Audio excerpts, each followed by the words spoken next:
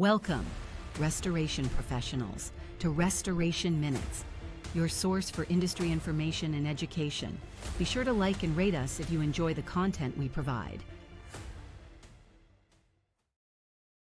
All right, welcome into a new episode of Restoration Minutes. Today I've got Branden Adams with me.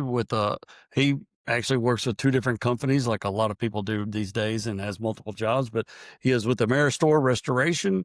Started off there when he was just a technician, and is now an industrial hygienist, and also with ARTI, another training company that they own, that is America's Restoration Training Institute. Welcome in, Branden. How's it going? Thank you so much. It's going well. And I actually work for three companies, believe it or not. Goodness, what's the third one? Third one is the actual industrial hygienist company, Indoor Environmental Management. That's where I actually go and work with a lot of public adjusters and insurance companies and contractors, mainly for mold and fire jobs. Oh, okay.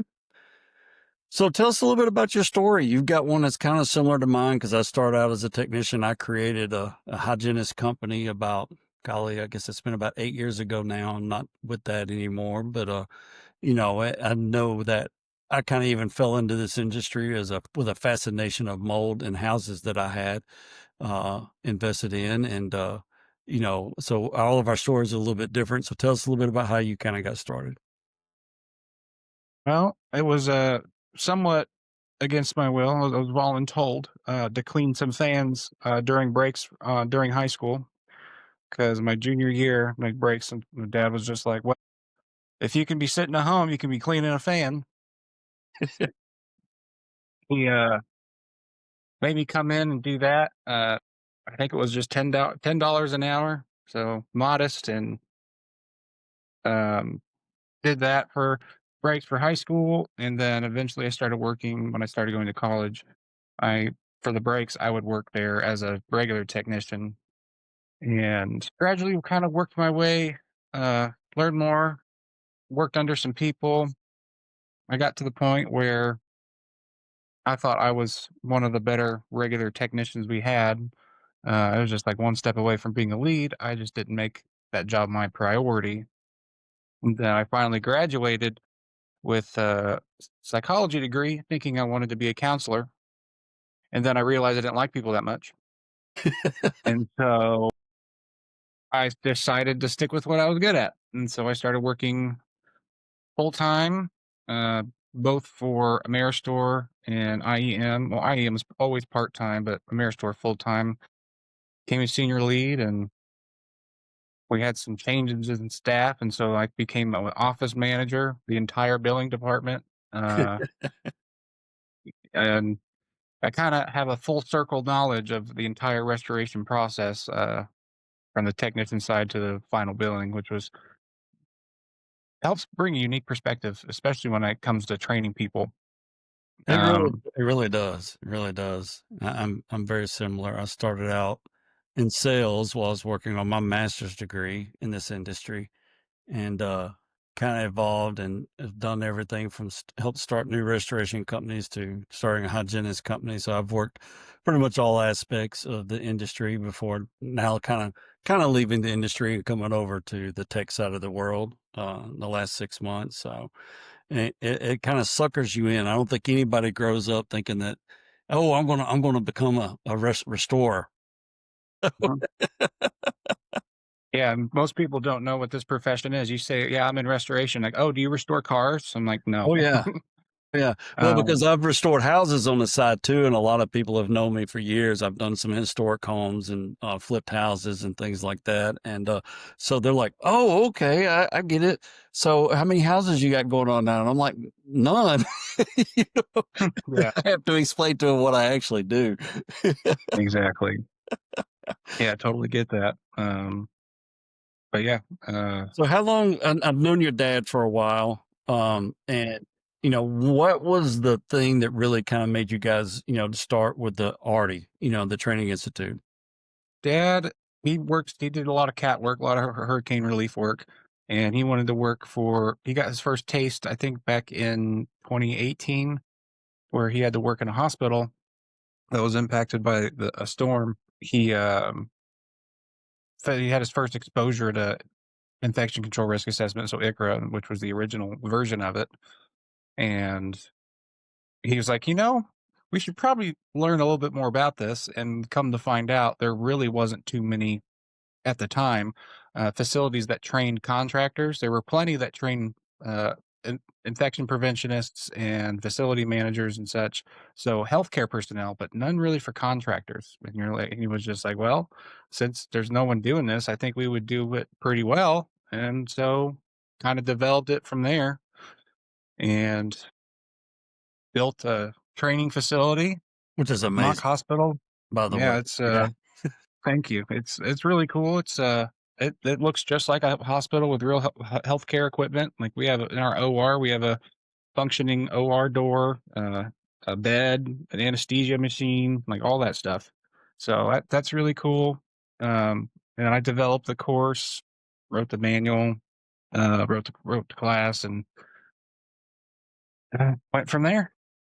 Yeah, it's pretty amazing. I've got some friends that have been there and they were blown away. I've obviously seen a lot of pictures and stuff, and I was blown away.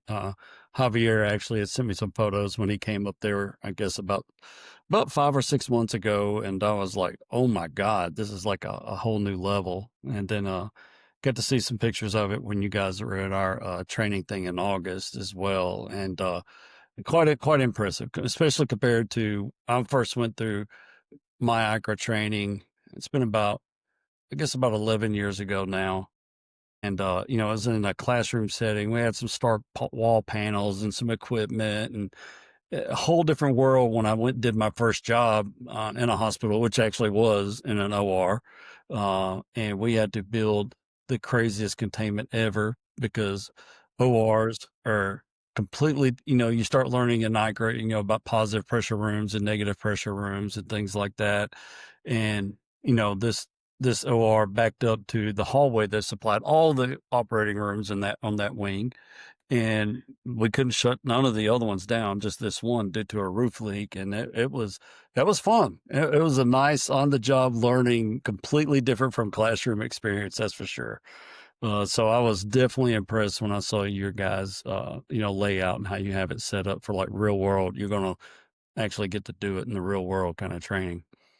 Yeah, and that's the whole idea. Because I mean, I've been to a lot of ICRA trainings myself, and almost all of them are classroom setting where you're just sitting there listening to someone go through a presentation with very minimal hands-on. And I was just like, well, that's people don't learn that way very well, especially in our industry where we work in an industry where just about all of our technicians learn from hands-on experience. And that's one of the best ways to teach. And so we wanted to build something that harnessed that. And so we have a 1 day of classroom that kind of teaches you the background info, and then you go and apply all that in a day and a half of hands-on, because that's just how, and people tend to learn better that way. And is because of the hands-on portion, is that what gives it you guys call it ICRA 2.0? Is that why you call it that versus just a ICRA certification, or what has gone into that development? So ICRA 2.0 is actually a process guide that was published by ASHI, which is the Okay. American Association of Healthcare Engineering. And they published this document, and it was a set of guidelines for healthcare and hospitals to follow. And it was radically different than the original uh, that they came out with. Because the original one focused on construction projects, Yes. where ICRA 2.0. This episode is brought to you by Helix Co., the most advanced time and material ecosystem for ROMs, time and material billing, job sharing, with digital records and much more. Check us out at www.helixco.io.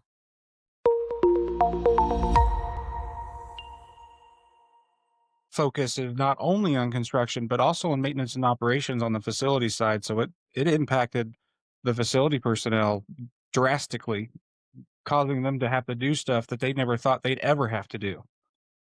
So, like one particular example is one rule they have where if there's like sewage, mold, asbestos, lead, anything like that, if any of that's there, it automatically elevates it depending where you're at to a class 4 or class 5, which a class 5 is the highest.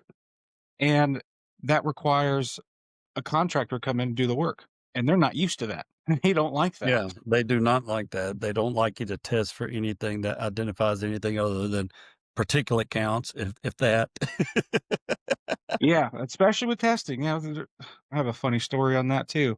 We were doing a mold job in a basement of a hospital, and there was an OR on the same level in this bathroom. We were revealed to have mold, and we go in and we tear it all out, and we ask the nurse there, like, "Hey, what do you want the clearance criteria to be on this?"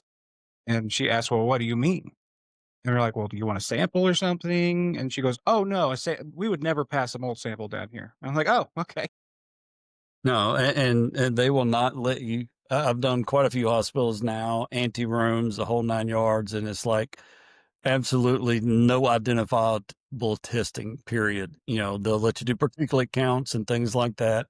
In fact, they actually want you to do particulate counts, but they will not let you do anything with, mold species, spore identification, or anything like that. It was definitely crazy. Even when we ran into, we did a big stint with Legionnaire's disease about 6-7 years ago, and we were required to test for that because it had already been identified and they had already been hit, through their inspections, and so we had to prove that it was eradicated and all that kind of stuff in their water systems.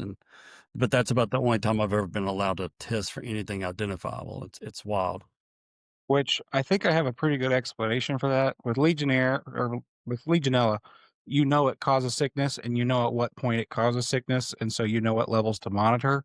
Yeah. With mold, that level doesn't exist. There's no threshold limit value, there's no permissible exposure limit, anything like that for any kind of mold type, and mold impacts everyone differently. And Oh, so because of that, they have no data to back that up for, and so they don't wanna know. if that's at least their justification, 'cause they could care less about what we typically run into in our industry and people's businesses and homes, where you got your baseline, your outdoor, and your control sample versus Mhm. your indoor counts, and they could care less. They could care less, which Oh, yeah. is Which good in some it aspects. helps if anything, it helps us to make sure that we did a good job, and if they don't let us do it, it just makes it a bit more difficult for us to make sure that it's safe to be in there. Oh yeah, yeah, absolutely. I mean, what we've done, excuse me, what we have done is tried to sneakily take our own testing in the past, and just not ever make it even on the chain of custody, identify where it came from, but just for our own records, of knowing what we've done a good job, we're ready to go, kind of a thing. But that can get you in trouble if you're not careful. That's for sure. Yeah, 100%. So when is y'all's next big class coming up? It is in January. I think it's one of the last weeks of it. It is January 27th to the 29th. Oh, good. Okay. All right. Well, because we have our next class, I'd like to have you guys come. I'll send you some information on it. The 3rd, 4th, and 5th of February Oh, at yeah. the Pro Football Hall of Fame. So it's going to be exciting as well. Yeah, sounds very interesting. Yeah, yeah. It's going to be I'm hoping it's going to be a big turnout. Last one we did pretty good. We had like 50 people, and I think this time I'm hoping we'll get 50, but I'm really pushing to get 100. The room is a whole 300 people. It's the same room where they do inductees into the Hall of Fame. So it's got this huge, huge screen. It's 300 inches by 100 inches. I mean, it's crazy huge. And so it's going to be pretty awesome to do presentations and stuff up there. And definitely looking forward to it. One of the things I wanted to also ask you about, is to become an IH, for any of those guys that are listening, that if a lot of guys think that they want to go through that. I know that when I was looking into it and doing it years ago, you had to have a degree in science. And is that still the case? So it depends on what you're going for. If you become a CIH, which is a certified industrial hygienist, that requires a degree and for you to pass probably one of the most difficult professional exams that you could possibly take, just because of the breadth of information you have to know. And if you want to be just a regular industrial hygienist, you can actually train under one of those, which I've done. Uh, Trained under like one of the best ones in the industry. She like owned her own lab, and she did a lot of her own analysis, took all of her own samples, tested for a bunch of different kinds of things. And so I was able to train under her. And luckily enough, it happened to be my mother. Well, you guys have the whole industry covered in your family, huh? Yeah, more or less. You don't have an adjuster in the family, do you? Well, if you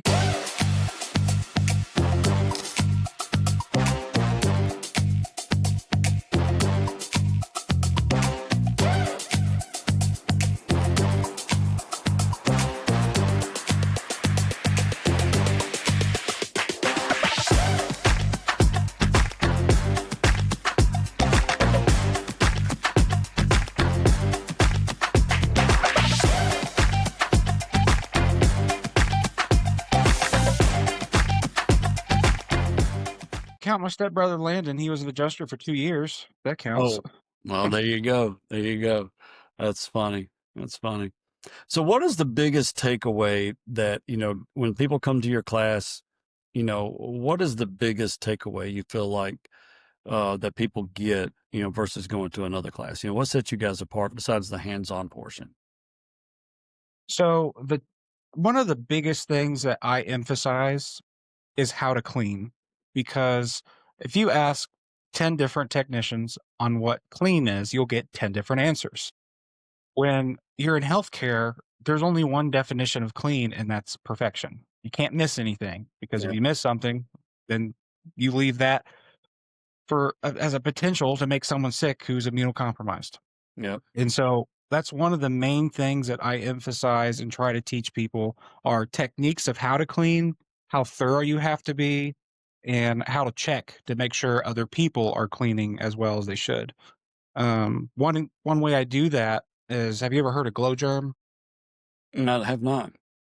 So glow germ is it illuminates under infrared light. Mm-hmm.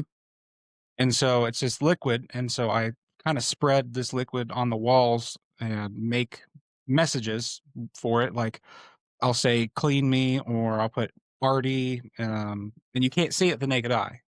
I'll do handprints, I'll do swipes, that kind of thing. And then after the team gets done cleaning that area, I'll go in with that infrared light to see just how well they clean, because it wipes off the wall really easily. So it's something that you can clean it easily. And that's just one of the ways that I try to test them to show them just how thorough you have to be. Yeah, I was going to ask if you guys use like ATP meters or anything like that, because that's what I've used in the past to kind of do some validation and verification. Because like on hospital beds, it's like their own staff. I've gone in and done trainings with certain hospitals and medical facilities. They'll like wipe off the top of the rail, but they won't get underneath the rail and things like that. It's so. Do you guys use anything like the ATP meters or anything like So that? I mention it, however, I don't demonstrate it in my class, only because especially the hospital personnel, they are never going to be allowed to use it. Yeah. And so if I was just talking to contractors, then maybe, but even then I try to stray away from it, just because there's so many people that misuse it. And you could teach it right all day long, but someone could take it and misconstrue what you taught and use it incorrectly. And so I try not to. Yeah, because it's I mention another it. one that it's hard to kind of get baselines off of. I've got a hygienist I know that uses it, quite a bit still. But he's got, through years and years, he's been doing it for like 30 years. And so he knows like kind of what he's looking for. Right.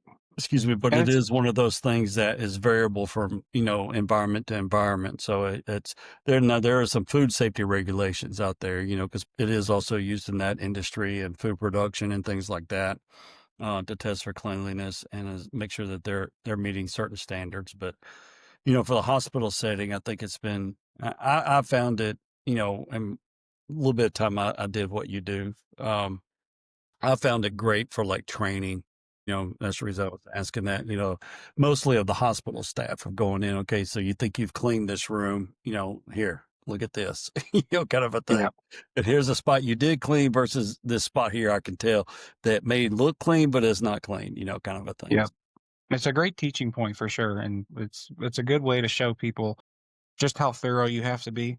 And like I said, I'm a fan of it for testing how well someone cleaned a surface.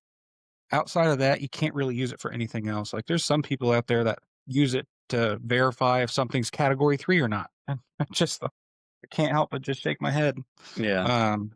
when I hear about that.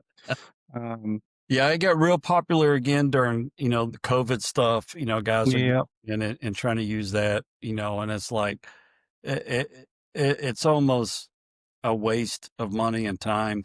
But there were certain facilities that were wanting something to show that you had cleaned, and it's like I kept trying to explain to them, it only takes one guy to walk back in here and recontaminate the space. I mean, it's airborne, you know, and and one guy walks in here and coughs, and it's everywhere, and so it was one of those things that was kind of helped protect liabilities for a lot of contractors. So a lot of guys got back into ordering them and using them, and people don't realize that those swabs have to be refrigerated and they're only good for so long. It's not cheap if you order a stack of them, that's for sure. yeah, that or how to actually take the sample, like the technique you have to use to do it. Yeah. Yeah. It's something that people definitely need to be trained on. I'm definitely not recommending that guys go out and grab them. What kind of panels do you guys use, like the Stark or I forgot who the other company is that's got some good panels out there right now. So we use Abatement Technologies Yep. Shield Wall, Yep. and it really comes down to a matter of preference because both of them perform the same. They're just minor differences between the two. And so the Stark's main difference is the how you lower and raise them. You have to use an Allen key to unlock two parts of the wall. Then when you move it up, and then when you go to use the brackets to hook it up and clamp it to the ceiling grid, you have to use the Allen key again to kind of secure it on there. Where abatements, they're just screw knobs, and I think the screw knobs are a lot easier, and I like the screw knobs better. I like abatements walls better. I've used both quite a bit.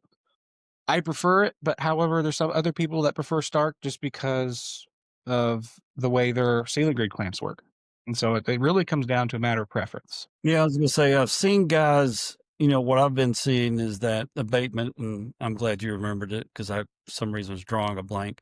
I see abatement used for guys that while they're doing work, that's, short term kind of work, like less than a week.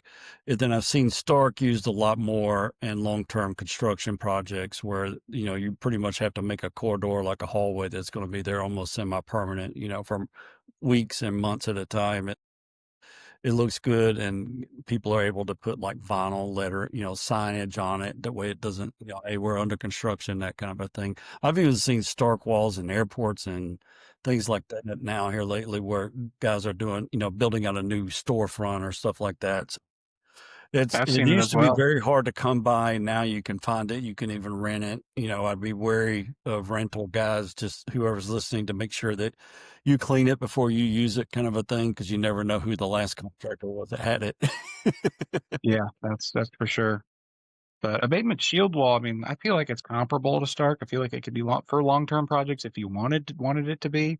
It's got the same front on it that you can put vinyl decals on it and everything. Like I said, I prefer that over Stark real wall. However, abatement doesn't have like something equivalent to Stark's fire block wall, which is the 2-hour fire rated wall. Yeah. Which I've never used that myself just because of how insanely expensive it is to get a hold of. Yeah, that might be the one I've seen in like airports and things like that because of the type of construction they're doing. They may be required to have a fire rated wall, you know, between there and the egress for all the people that are walking up down the hallways and stuff. So, Which makes sense. yep, yep. All right, man. Well, I definitely appreciate you coming on, and looking forward to seeing you guys. And anyone who has not signed up for your class coming up in January, if you want to give a spill on the website address and things like that for them. Absolutely. So the website is americasrti.com. You can go on there and you can choose any of our ICRA classes that are scheduled for this year. It's a 3-day course. It's $14.95 a person, or if you buy 2, you get 1 seat free. It's and then it starts at 8, ends at 5. Lunch is provided, and we do good lunches. It's not like we just give you granola bars or something. Um, but yeah, I think it's a really good course. You get a really good expansive technical reference manual to take home with you, and you get that certification as well. Yeah, and so any of you guys that are looking to get into, the hospital, world, you haven't picked up that vertical yet, but you're looking at it, I definitely recommend you send some of your staff to this class. You're going to learn a lot. You're going to learning about trying to keep hospital type of equipment that you want to use on medical facilities separate. I know that's what we always did, because it's got to meet a whole different level of clean. It's not like a general wipe off on the fan that you're putting in Mrs. Smith's basement. So, all right, Brandon, I really appreciate it. And thank you for your time, and looking forward to seeing you guys soon. Absolutely. Thank you so much for having me. I really appreciate having the opportunity to be on here. All right. Thanks, man. Bye. This episode is brought to you by Helix Co., the most advanced time and material ecosystem for ROMs, time and material billing, job sharing, with digital records and much more. Check us out at www.helixco.io.